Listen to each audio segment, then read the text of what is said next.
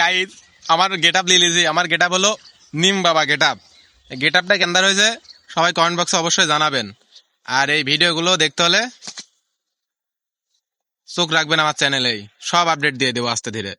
তো গাইজ আজকে আমরা চলে এসেছি পুষ্পা 3-র শুটিং করতে। তো পুষ্পা শুটে কি জানো, পুষ্পা 3-র শুটিং করতে আসি।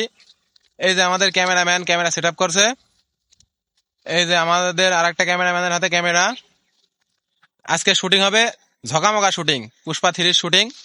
আজকে আমাদের পুষ্পা 3-র শুটিং এর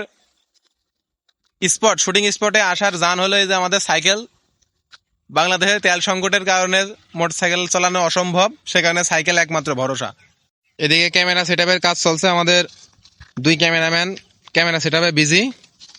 আমরা ভিডিও বানাবো হলো শর্ট ভিডিও, রেশিও লাগবে টিকটকের রেশিও, কিন্তু হয়ে গেছে লং ভিডিওর রেশিও। চুদলিং পং, বিষয়টা কেমন চুদলিং পং হয়ে গেল না?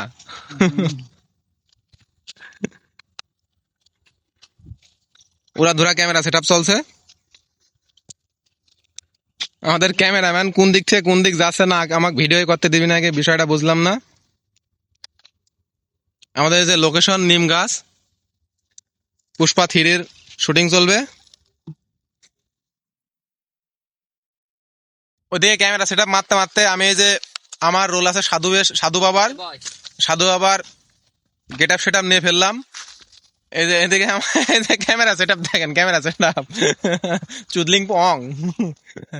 এই যে রিহার্সেল চলছে।